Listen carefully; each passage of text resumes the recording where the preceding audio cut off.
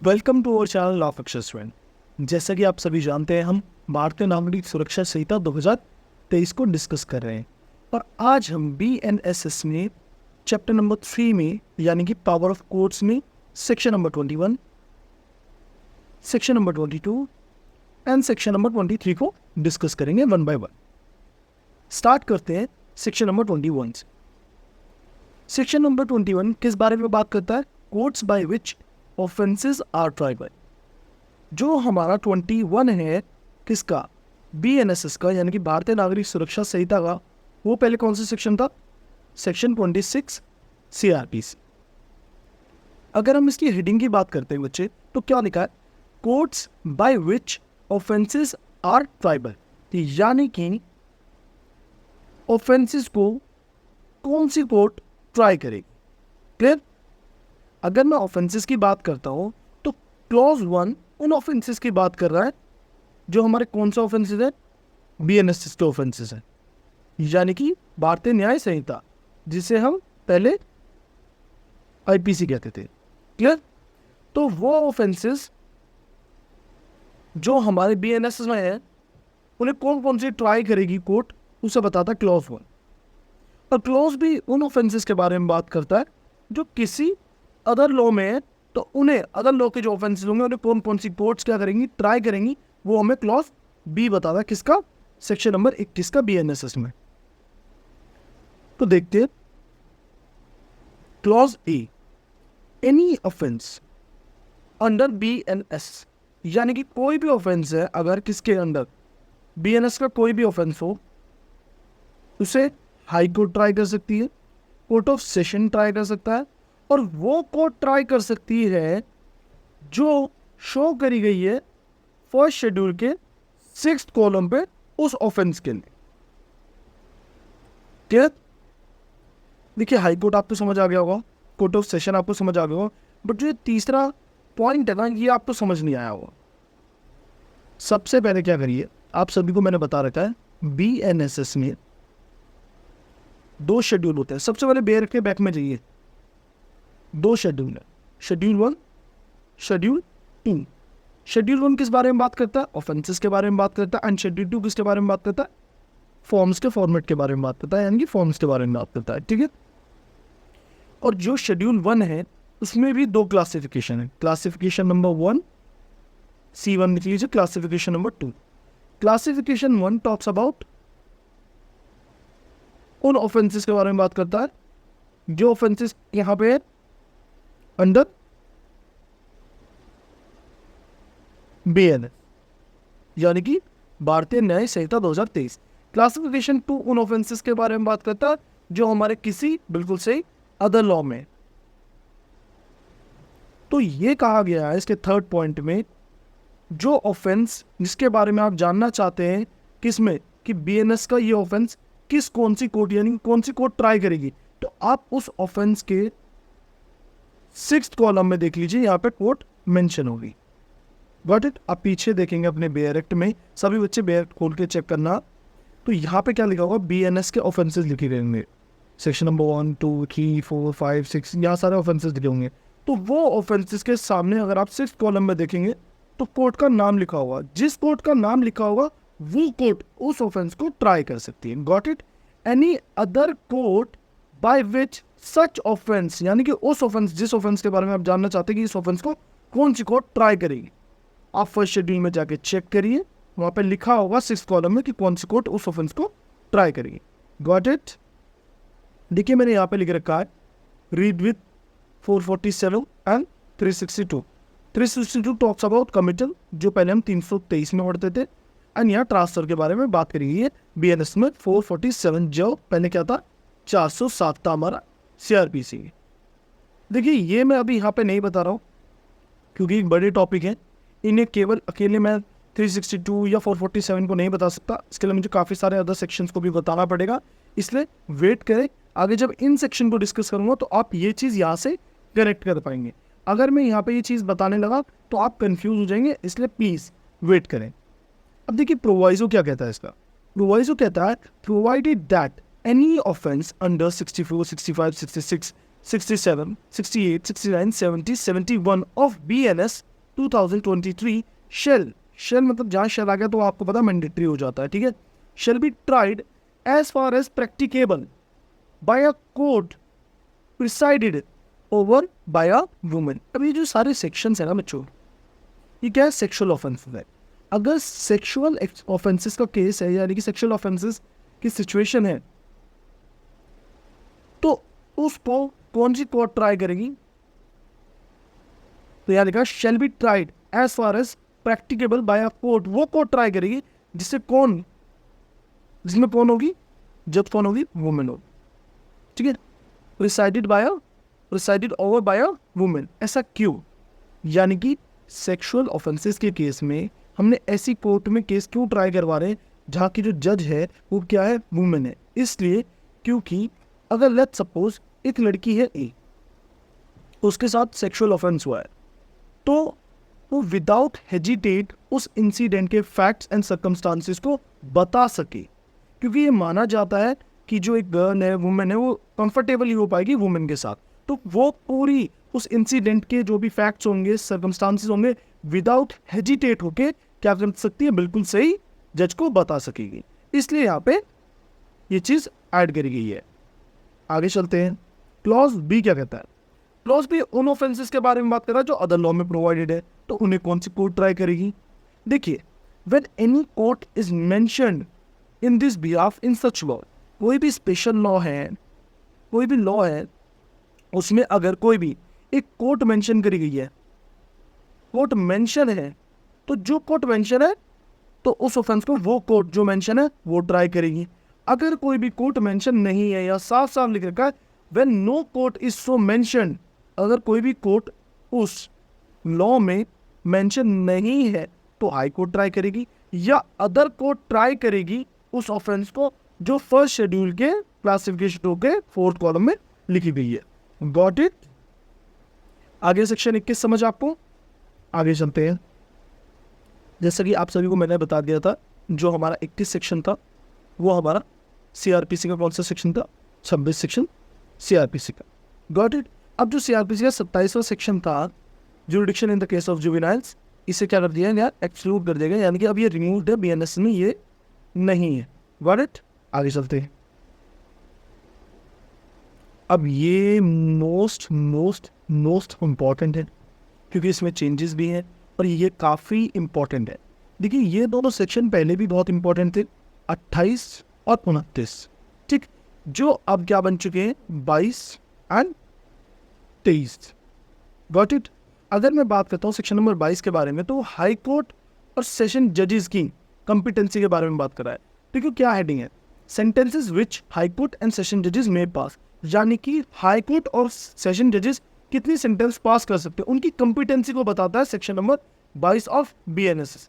अगर मैं 23 बीएनएसएस की बात करता हूँ तो वो मजिस्ट्रेट की कंपिटेंसी को बताता है, सेंटेंसेस विच मजिस्ट्रेट्स में पास, यानी कि मजिस्ट्रेट साहब, चाहे उसमें जुडिशियल मजिस्ट्रेट फर्स्ट क्लास हो, जुडिशियल मजिस्ट्रेट सेकंड क्लास हो या सीजीएम हो, कितनी सेंटेंस दे सकते हैं, यानी उनकी वो कितने कॉम्पिटेंट है किसी भी सेंटेंस को पास करने के लिए। तो कॉम्पिटेंसी का सेक्शन कौन सा है, 22 एंड 23।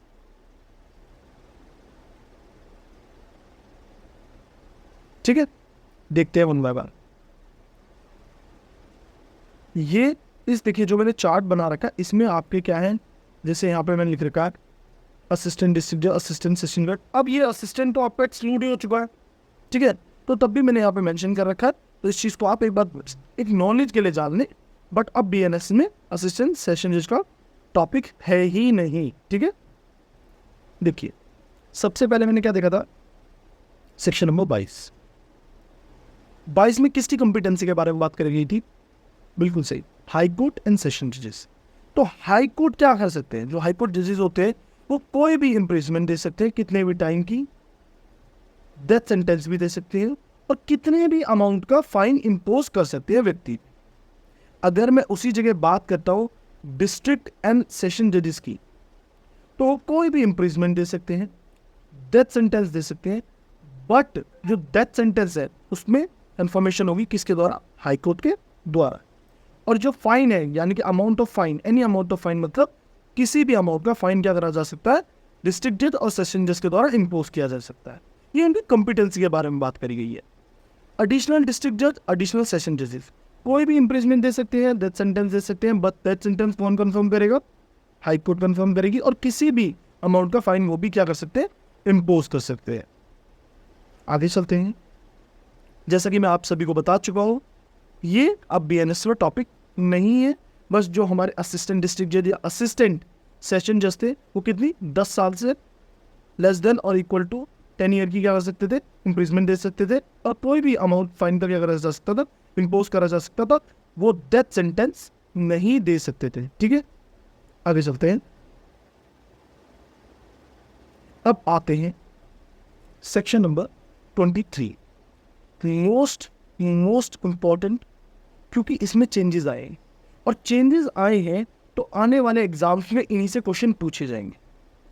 देखिए, जो चेंज आता है ना, उसी से क्वेश्चन पूछे जाता है, और एज अ लॉ स्टूडेंट या एज अ प्रैक्टिस आप एज एन एडवोकेट आप प्रैक्टिस कर रहे हैं, तो इन चीज़ों की नॉलेज आपको बहुत ज़्यादा ज़रूरी है। बात करते हैं chief judicial magistrate first class and judicial magistrate second class की। सीजीएम कितनी पावर दे सकते हैं? लेस देन और इक्वल टू 7 ईयर। वो डेथ सेंटेंस नहीं दे सकते, लेकिन तीनों में ही, चाहे वो सीजीएम हो, जेएम फर्स्ट क्लास हो, जेएम सेकंड क्लास हो, डेथ पेनल्टी नहीं इम्पोज कर सकते, यानी कि डेथ पेनल्टी नहीं दे सकते हो। वो कितने साल की इम्प्रिजमेंट दे सकते हैं? लेस देन और इक्वल टू 7 ईयर। अगर मैं बात करता हूँ जेएम फर्स्ट क्लास की, तो 3 ईयर्स, लेस देन और इक्वल टू 3 ईयर्स, और JM second class less than और इक्वल टू 1 ईयर की क्या कर सकते हैं? इम्प्रिजमेंट दे सकते हैं। अगर मैं बात करता हूँ अमाउंट ऑफ फाइन की, तो सीजीएम साहब कितना भी अमाउंट क्या कर सकते हैं? Fine as a fine impose कर सकते हैं पर्सन पे। अब बात करते हैं JM first class, judicial magistrate first class की। वो कितने कर सकते हैं? लेस देन और इक्वल टू 50K। पहले ये क्या था? 10K था। यानी कि अगर मैं कॉम्पिटेंसी की बात करता हूँ, जुडिशियल मजिस्ट्रेट फर्स्ट क्लास पहले कितना कर सकते थे इम्पोज? 10,000 तक का क्या कर सकते थे? फाइन इम्पोज कर सकते थे। बट बीएनएसएस में, भारतीय नागरिक सुरक्षा 2023 में, इनकी कॉम्पिटेंसी कितनी हो चुकी है? लेस देन और इक्वल टू 50K, यानी कि 50,000 रुपए तक का फाइन हमारे जुडिशियल मजिस्ट्रेट फर्स्ट क्लास क्या कर सकते हैं? इम्पोज कर सकते हैं। Got it? और अगर हम जुडिशियल मजिस्ट्रेट सेकंड क्लास की बात करते हैं, तो पहले उनकी कॉम्पिटेंसी एज पर सीआरपीसी कितनी थी? 5K, यानी कि 5,000 तक का फाइन इम्पोज करा जा सकता था उनके द्वारा, और अब 10,000 तक का फाइन क्या करा जा सकता है? उनके द्वारा इम्पोज किया जा सकता है। आ गई बात समझ? तो यहां से क्वेश्चन पूछ सकता है 110%। जो कॉम्पिटेंसी है अब जुडिशियल मजिस्ट्रेट फर्स्ट क्लास की 50,000 हो चुकी है, और 10,000 तक का फाइन इम्पोज कर सकते हैं हमारे second class judicial magistrate second class. Plus community service को भी ऐड ऑन करा गया है। कम्युनिटी सर्विस क्या होती है? यानी कि जुडिशियल मजिस्ट्रेट फर्स्ट क्लास भी कम्युनिटी सर्विस क्या कर सकते हैं? एज अ, बिल्कुल सही, एज अ पनिशमेंट इम्पोज कर सकते हैं व्यक्ति के ऊपर, and judicial magistrate second class भी है। देखते हैं क्या है। देखिए, कम्युनिटी सर्विस के ना स्पेशली क्या कर रखा है, एक्सप्लेनेशन नया बीएनएस ने दिया गया है। अभी यहाँ जब मैं बेरेक को पढ़ूंगा, तब मैं यहाँ पे आपको कम्युनिटी सर्विस भी बताऊंगा। ठीक है, वेट करिए। अब हमने आपको चार्ट फॉर्म में समझा दिया है, एक बार बेरेक भी रीड कर लेते हैं। क्यों बच्चों? तो बेरेक देखते हैं क्या कहता है। Sentences which high courts and session जजेस में पास, यानी कि सेक्शन 20 किसकी कॉम्पिटेंसी के बारे में बात कर रहा है? हाई कोर्ट की एंड सेशन जजेस की। हाई कोर्ट में pass any sentence authorise by law. High court कोई भी सेंटेंस पास कर सकता है जो भी लॉ में ऑथराइज्ड है। अगर मैं बात करता हूँ सेशन जज और एडिशनल सेशन जज की, यानी कि क्लॉज नंबर 2 की अगर मैं बात करता हूँ, तो जो सेशन जज है और एडिशनल सेशन जज है, वो कोई भी सेंटेंस पास कर सकते हैं जो भी लॉ में ऑथराइज्ड है। But any sentence of death pass by any such जज shall be subject to confirmation by the high court. यानी कि सेशन जज ने या एडिशनल सेशन जज ने डेथ पेनल्टी दी है किसी व्यक्ति को, तो उसमें कंफर्मेशन चाहिए होगी, subject to confirmation by the high court. Clear? जैसे कि मैंने आपको ऊपर चार्ट फॉर्म में भी समझाया था। आगे चलते हैं। Section number 23। सेक्शन नंबर 23 किस बारे में बात कर रहा है? मजिस्ट्रेट की कॉम्पिटेंसी के बारे में, यानी कि मजिस्ट्रेट साहब क्या कर सकते हैं? हमारे कितनी सेंटेंस दे सकते हैं? क्लॉज 1 किसके बारे में बात करता है? चीफ जुडिशियल मजिस्ट्रेट, यानी कि CJM। ठीक है, तो साफ साफ लिखा गया एक्सेप्ट, यानी कि वो डेथ पेनल्टी नहीं दे सकते, इम्प्रिजमेंट फॉर लाइफ नहीं दे सकते, और कौन सी इम्प्रिजमेंट नहीं दे सकते जिसका टर्म क्या है? एक्सीडिंग 7 ईयर है। तो यानी कि 7 साल और 7 साल से कम की पनिशमेंट तो कौन दे सकते हैं? हमारे CJM साहब दे सकते हैं। ये थोड़ा नेगेटिव में क्या करा है, एक्सप्लेन करा गया कि वो ना ही डेथ पेनल्टी दे सकते, ना ही इम्प्रिजमेंट ऑफ लाइफ दे सकते, ना ही कोई और पनिशमेंट दे सकते हैं जिसकी जो टर्म हो कितना 7 साल से ज़्यादा है। अब आते हैं come to the second clause. Second clause किस बारे में बात कर रहा है? जुडिशियल मजिस्ट्रेट फर्स्ट क्लास की कॉम्पिटेंसी के बारे में बात कर रहा है। जेएम फर्स्ट क्लास यानी कि जुडिशियल मजिस्ट्रेट फर्स्ट क्लास की कॉम्पिटेंसी के बारे में बात करता है सेक्शन 23 का क्लॉज नंबर 2। क्लॉज 2 क्यों कहता है? नॉट एक्सीडिंग 3 ईयर्स, यानी कि लेस देन और इक्वल टू 3 ईयर की पनिशमेंट कौन दे सकते हैं? जेएम फर्स्ट क्लास दे सकते हैं, जैसा मैंने आपको ऊपर भी बताया। और वो फाइन भी कितना दे सकते हैं? फाइन नॉट एक्सीडिंग 50K, यानी कि 50,000 या 50,000 से कम का फाइन कौन इंपोज कर सकते हैं? अब हमारे जुडिशियल मजिस्ट्रेट फर्स्ट क्लास। पहले कितना था सीआरपीसी में? 10K। ठीक है, चेंजेस भी बता रहा हूँ जिससे समझ भी आ जाए चेंज हुआ क्या है। हमारे बीएनएसएस में चेंजेस आए क्या है। पूरा बीएनएसएस की सेपरेट प्लेलिस्ट है, भारतीय नागरिक सुरक्षा संहिता की। मैंने लॉ कक्षा में एक सेपरेट प्लेलिस्ट बना रखी है, वहाँ पे वीडियो सीक्वेंस वाइज आपको मिल रही है। तो देखिए जो चेंजेस भी हुए वो भी मैं बता रहा हूँ, और पूरा आपका बीएनएसएस कवर करना हो। क्लियर? अब देखिए क्या चीज़ और ऐड हुई है। और कम्युनिटी सर्विसेज भी क्या कर सकते हैं? जेएम फर्स्ट क्लास क्या कर सकते हैं? एज अ पनिशमेंट इंपोज कर सकते हैं। क्लॉज 3 किसके बारे में बात कर रहा है? जुडिशियल मजिस्ट्रेट सेकंड क्लास की कॉम्पिटेंसी के बारे में बात कर रहा है। इंप्रिजमेंट की बात करी जाए, नॉट एक्सीडिंग 1 ईयर, यानी कि 1 साल और 1 साल तक की कम की पनिशमेंट कौन देंगे? जेएम सेकंड क्लास देंगे। फाइन कितना इंपोज कर सकते हैं? बिल्कुल सही, 10,000 तक का फाइन इंपोज किया जा सकता है। किसके द्वारा? जुडिशियल मजिस्ट्रेट सेकंड क्लास के द्वारा। जो पहले सीआरपीसी में कितना था? 5K, यानी कि 5,000 तक का। और वो एज अ कम्युनिटी सर्विस भी क्या कर सकते हैं? एज अ पनिशमेंट इंपोज कर सकते हैं। अब कम्युनिटी सर्विस ये कम्युनिटी सर्विस का मतलब क्या होता है देखते हैं।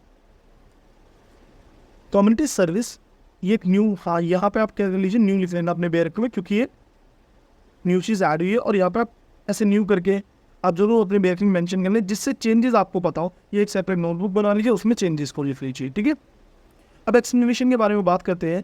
Community service shall mean the work which the court may order a convict to perform. पहले याद रखना, कन्विक्ट। कोई भी व्यक्ति, जैसे एक व्यक्ति है ए, उसे 3 साल की सजा देगी। ठीक, अब ये क्या कहलाता है? कन्विक्ट कहलाता है।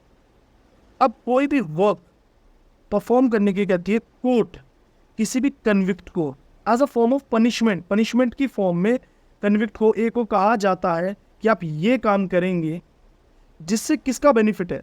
That benefits the community.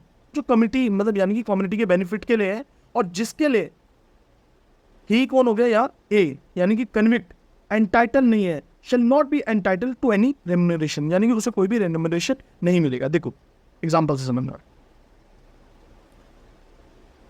कोई भी ऑफेंस ए ने करा, ठीक, उसे सजा मिल गई 3 साल। तो ये भाई साहब जी कौन हो गए? कन्विक्ट करा गया जा चुका है ए को।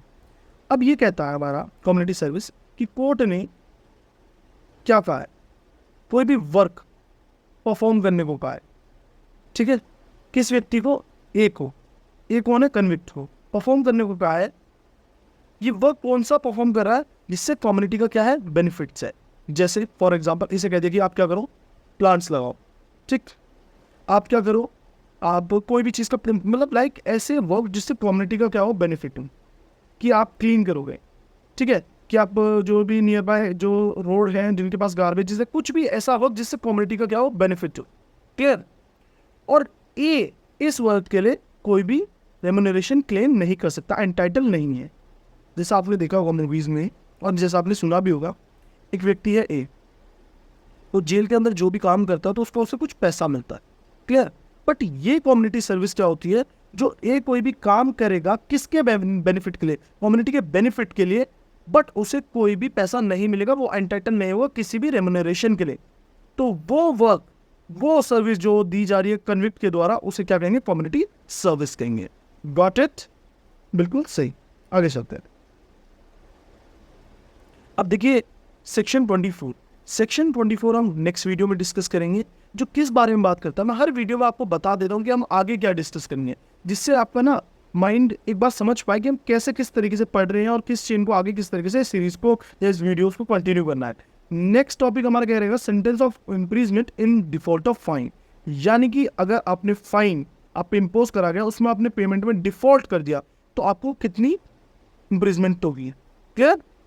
होपफुली आप सभी को section number 21, 22 and 23 of BNSS clear हुआ हो।